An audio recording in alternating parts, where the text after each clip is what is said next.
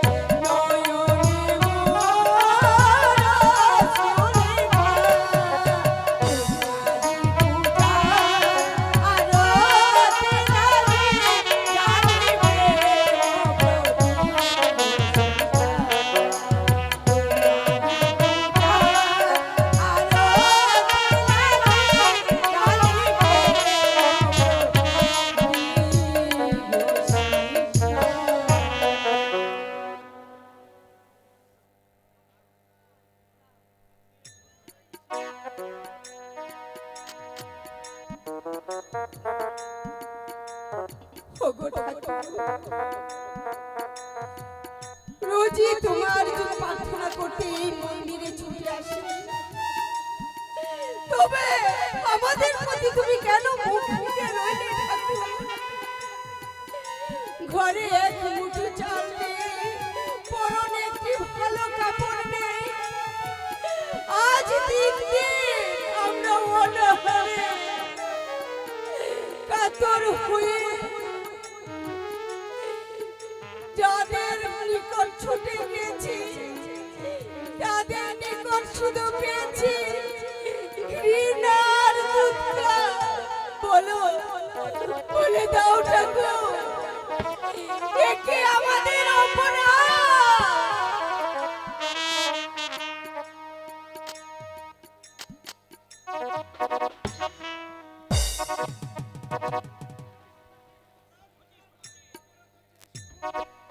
সমাজে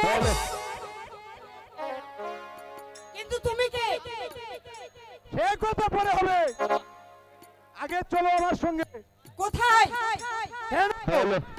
আমার সঙ্গে। তোমার সঙ্গে গেলে আমার লাভ।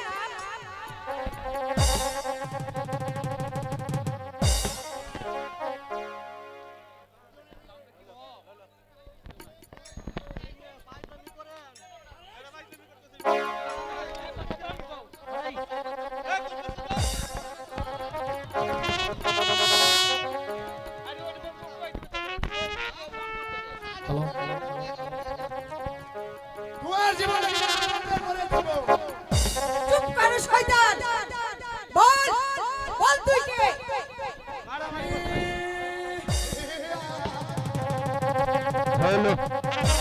আমি তোমার মতো অসহায় দরিদ্র নারী মুক্তিদাতা।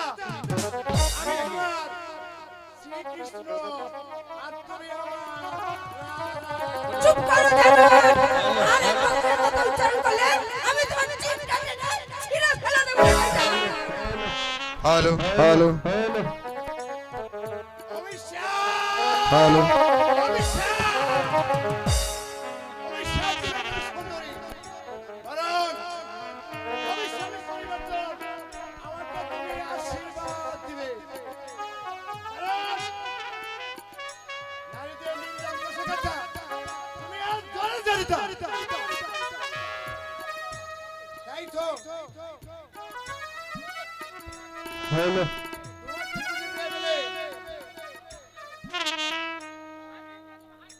আমি প্রথম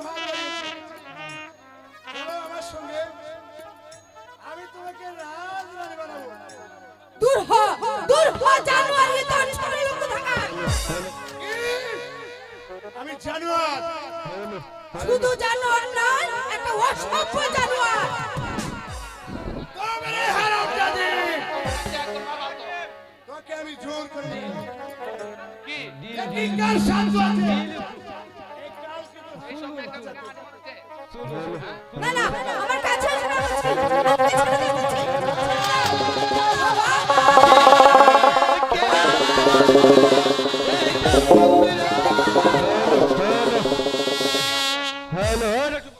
বাবা,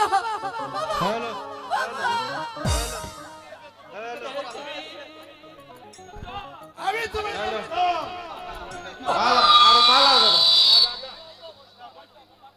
এই পরধর পশু আমাকে অপমান করেছে বাবা। কেন কেন অপমান করেছে? প্রথম কথাটি কি? আমরা তো কাউকে অপমান করিনি। আরো পাকা কেন আমাদের মনে এত অত্যাচার? গরিব বলে কি আমরা মানুষ নই? এটা নাই।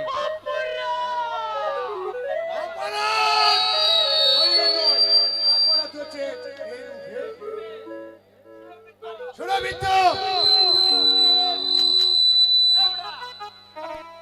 শিবানী রূপে আজ আমি পাগল হয়ে গেছি। ওকে আমার হাতে তুলে দাও।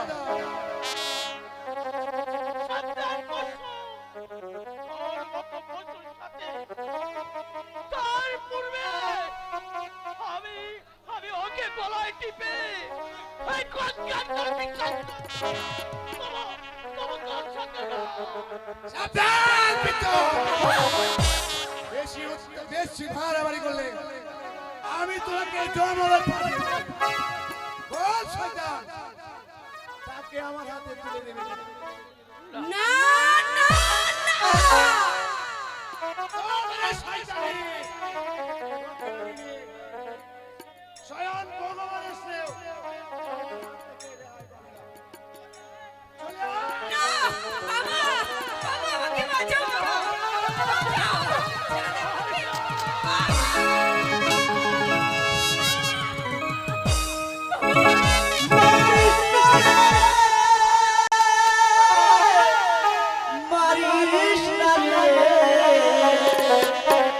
মারিস না যাবো মারিস না রে মারিস না যাবো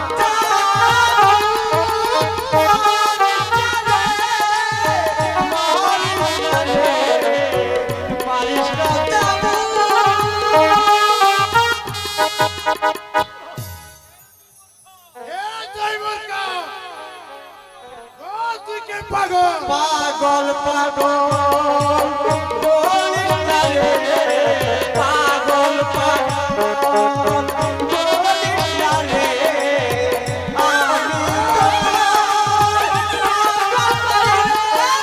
পাগল পাগল বলিস না রে আমি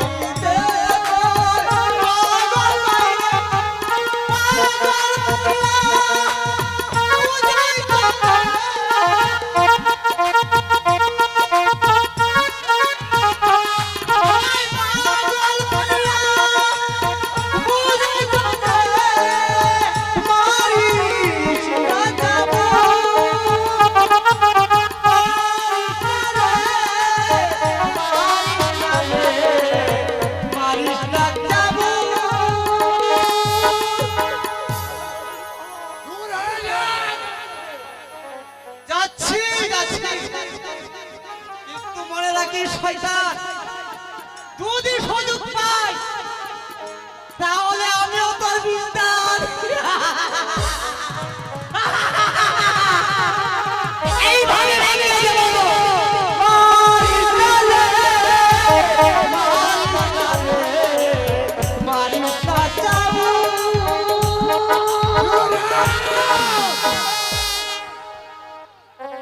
চলে এসো সুন্দরী না আমি যাব না তুমি দূর হয়ে যাও বাবা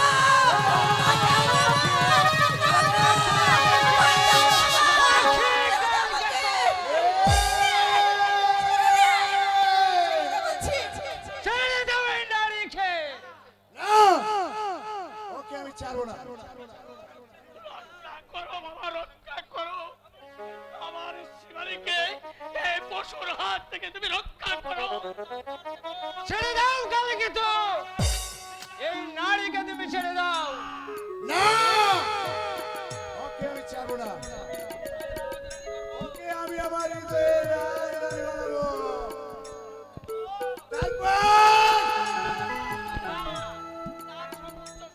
তার সমস্ত সুধা আমি ছেড়ে দে বাবা ছেড়ে দে বাঁচাও বাবা ও বাবা শিবানী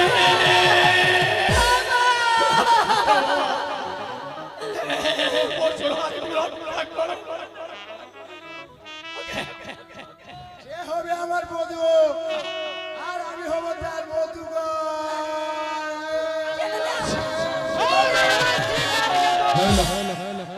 ছেড়ে দাও এই নারীকে, নইলে এই তোর বাড়ির আঘাতে আমি তোর পাপের যোগ্য পুরস্কার দেব। ও, তুমি এত নীচ পথঘৃণ্য এমনি করে সাধারণ প্রজাদের উপর তুমি অত্যাচার করো, এমনি করে অবলা নারীদের সতীত্ব তুমি হারামি করো, যার জন্য সারা রাজ্য আজ হাজার নারী নির্ভয় নির্যাতিত যেতে পারে না। শিশুরা তোমার নাম শুনলে ভয়ে আতঙ্কে কেঁপে উঠে। এই পথ আমি তোমার কাছে দিব না, কারণ আমি তোমার চাকর নই। মহারাজ উদয় সিং আমার প্রভু, প্রয়োজন হলে তার কাছে আমি কৈফত দিব। তুমি কৈফত আমার কি অধিকার? তুমি কৈফত চাও কোন অধিকারে? অধিকার আছে বলেই তো, কারণ এই দেশে রাজার নয় প্রজারও, আর রাজা প্রজারা মিত্রই, তাই রাজার অধিকার করার আছে বলেই তো তোমাকে আমি প্রশ্ন করছি। আর শুনো, রাজার কর্তব্য হলো তোমার মতো কুকুরগুলোকে চাবুক মেরে প্রজা পালনের শিক্ষা দেওয়া। আমি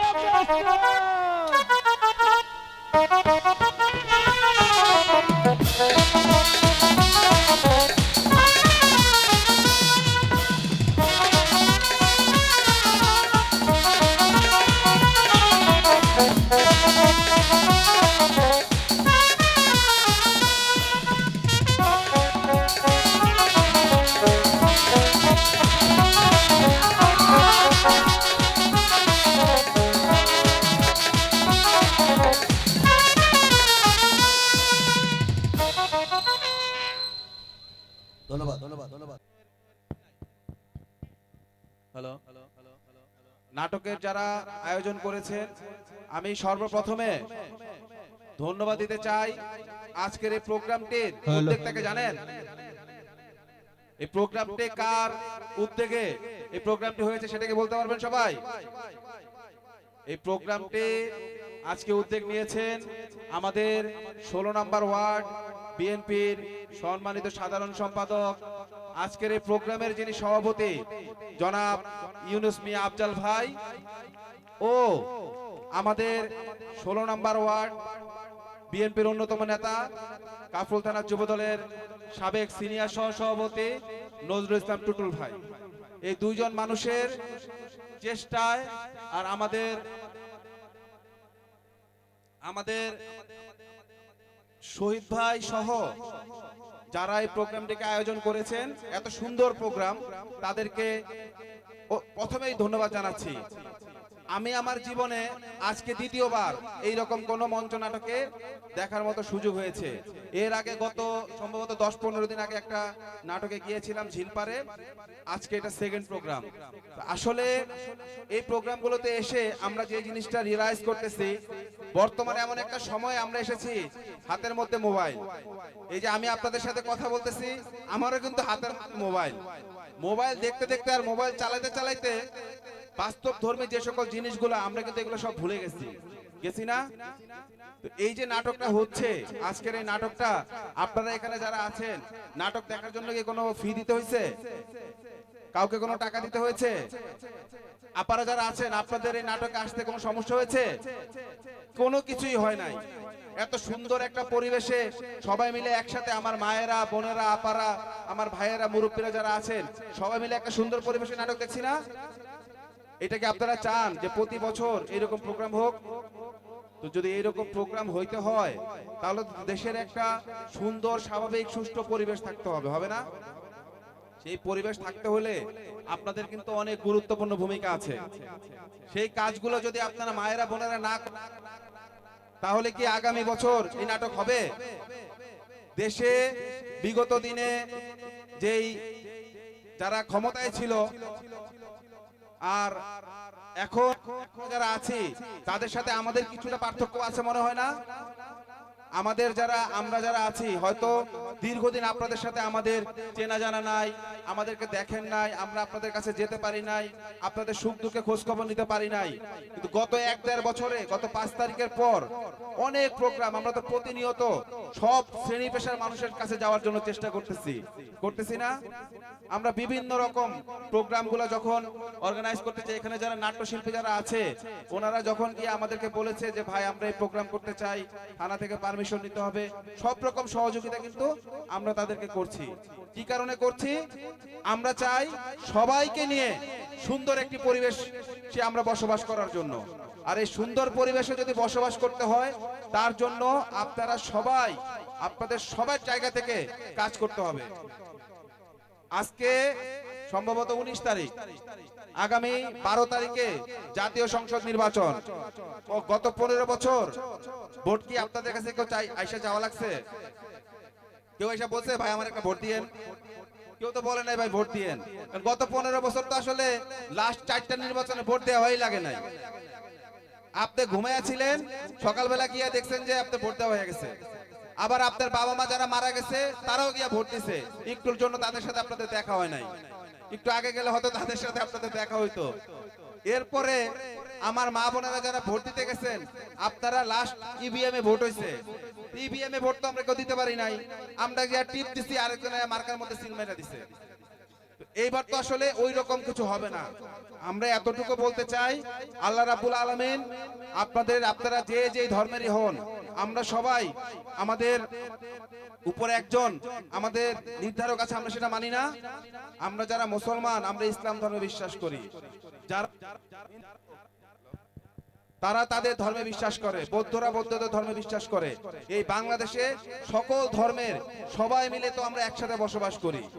এখানে কারো কোনো বৈষম্য নাই, কেউ কোনো কিছুর সাথে, আমরা তো হিন্দুদের তাদের সাথে মানে যে প্লেটে তারা খায় সেই প্লেটও আমরা সুন্দর একটি পরিবেশ চাই। সেই সুন্দর পরিবেশের জন্য আগামী 12 তারিখে আপনারা যারা এখানে উপস্থিত আছেন, আপনারা সহ আপনাদের পরিবারের সকল সদস্যদেরকে নিয়ে বাংলাদেশের যেখানে যে প্রান্তে ভোটার, আপনারা 10 তারিখের পর 11-12 তারিখ তো সরকারি ছুটি, আপনারা সবাই স্ব এলাকায়, যারা এই এলাকার ভোটার তারা তো এই এলাকায় ভোট দিতে যাবেনি, যারা এই এলাকার ভোটার না তারাও বাংলাদেশের যে প্রান্তে যে ভোটার আছে, দয়া করে আপনারা আপনাদের এলাকায় গিয়ে ভোট দিবেন। আপনাদের বিচার বুদ্ধি বিবেক যদি মনে করে যে বাংলাদেশ জাতীয়তাবাদী দল বিএনপির প্রার্থীকে ভোট দিলে আপনাদের জন্য কল্যাণ হবে, তাহলে অবশ্যই আপনারা সেই সকল প্রার্থীকে গিয়ে আপনারা ভোট দিতে যাবেন। আর আমি শুধু আপনাদেরকে এতটুকু বলতে চাই, আমি এই এলাকার সন্তান হিসাবে বিগত সিটি কর্পোরেশনে এখানে নির্বাচন করেছি। হয়তো আমাদের জীবনে আমরা অনেক ভুল ত্রুটি করতে পারি। আমাদের দলের তো আসলে বৃহত্তর একটা দল করে অনেক নেতাকর্মীরা আছে, কোনো না কোনো নেতাকর্মীর কোনো ভুল ত্রুটিতে এখন ওই যে আমাদের সাথে যারা নির্বাচনে করছে, আমাদের প্রতিদ্বন্দ্বী প্রার্থী যারা আছে, তারা অহেতুক ভুয়া আইডি দিয়ে ফেসবুকে বিভিন্ন রকম লেখালেখি করে, বিভিন্ন রকম হ্যারাসমেন্ট করে, বিভিন্ন কিছু করে। তো এইখানে যদি কোন রকম কোনো কিছু হয়, আপনারা সবকিছু, এই যে এখানে আমাদের বিএনপি নেতৃবৃন্দরা আছে, আমরা আছি, আমাদেরকে জানাবেন। আমরা আপনাদেরকে সাথে নিয়ে সবকিছুতে ঐক্যবদ্ধভাবে প্রতিরোধ করব। তবে আপনাদের সহযোগিতা আমরা চাই। আমার মা বোনেরা এখানে যারা আছেন, আপনাদের কারো সাথে যদি কোনো অন্যায় অবিচার হয়, আপনারা আমাদেরকে জানাবেন, আমরা সে সকল জিনিসগুলো সমাধান করব। আর আমাদের এই এলাকার বিএনপির প্রার্থীকে জানেন, বিএনপির প্রার্থী এলাকায় এমন একজন মানুষ, আপনি আমার নামে একটা রিপোর্ট পাইতেই পারেন যে রাব্বি কাউরে জোরে একটা বকা দিছে বা একটা ঝাড়ি দিছে, বাট এই এলাকার যে বিএনপির প্রার্থী, আমি হলফ করে বলতে পারি তার নামে এই এলাকায় কোনো বদনামই নাই। কারণ উনি তো ভাই কখনো, একজন এখানে লোক দাঁড়ায় বলেন যে উনি কখনো আপনাদের কারোর সাথে কোনো মান অভিমান ঝগড়া ঝাঁটি কোনো কিছুর সাথে কোনো সম্পর্ক আছে? কিছুই নাই। প্রতিটা প্রার্থীরই কিছু ভালো দিক থাকে, কিছু খারাপ দিক থাকে।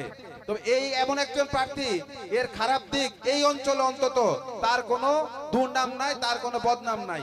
আপনারা তাকে যদি ভোট দিয়ে পাশ করাতে পারেন, আজকে এই যে মঞ্চ নাটক হচ্ছে, এই নাটকের কিন্তু উনি প্রধান অতিথি। ওনাকে আমরা বলার সাথে সাথে উনি বলতে, হ্যাঁ অবশ্যই প্রোগ্রাম করো, আমিও তোমাদের এই প্রোগ্রামে আমি আসবো। যদি কোনো কারণে আমি না আসতে পারি, তুমি তোমার ভাবিরে নিয়ে যাবো সেই প্রোগ্রামে।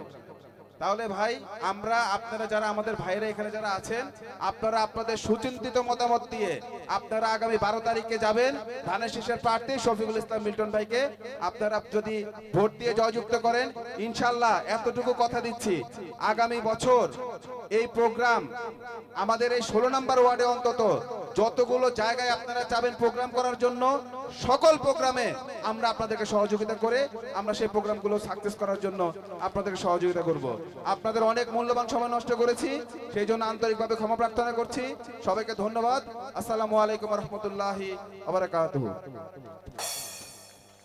ধন্যবাদ হাবিবুর রহমান রাব্বি কাউন্সিলর 16 নং ওয়ার্ড। এখন আমার তো বক্তব্য দেওয়ার কোনো প্রোটোকলও নাই, কোনো ইয়েও নাই, তারপরও আমি যেহেতু আজকে অনুষ্ঠানটা সঞ্চালনা করতেছি আমি আপনাদের কাছ থেকে 1 মিনিট সময় চেয়ে নিলাম। আপনারা এখানে যারা আছেন এবং এখানে যারা আসছে